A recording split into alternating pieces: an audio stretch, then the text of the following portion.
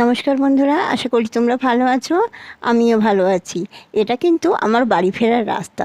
প্রত্যেক দিনই আমি এই রাস্তা দিয়ে বাড়ি ফিরি আর ভাবি যে এই দোকানে এত কেন ভিড় হয়। অর্থাৎ এই দোকানে চপ ভাজেন যে দিদি, সে দিদিকে আমি চিনি, কিন্তু দোকানে এত ভিড় হওয়ার কারণ কি? আরও তো চপ ভাজার দোকান আছে। তারপরে খোঁজ নিয়ে জানতে পারলাম এই দোকানে নিরামিষ চপ ভাজে। তাই জন্যই ভেবেছি, কালকেও আমি দেখেছি যে প্রচণ্ড ভিড়, তার মানে কাল শনিবার, অনেকে নিরামিষ খান আপনারা, তাই জন্যই হয়তো এত ভিড় ছিল। যাই হোক, নেওয়ার চিন্তাভাবনা করেছিলাম, কিন্তু কোনো রকম উপায় ছিল না এত ভিড় ছিল বলে। তাই আজকে আসার সময় দেখলাম যে দোকানে 8-10 জন মতন দাঁড়িয়ে আছে। তাই আর কিছু না ভেবেই চটজলদি চলে গেলাম দোকানে। গিয়ে মনে করলাম একটু সিঙ্গারা নেবো। ওমা, একজন এসে বললেন আমার 2টো সিঙ্গারা দিতে হবে, আর 2টোই ছিল, কিছুই করার ছিল না। তাই আর কি করি, তাই বললাম যে একটা মোচার চপ আর একটা আলুর চপ নিন। অন্য দিন নয়, আবার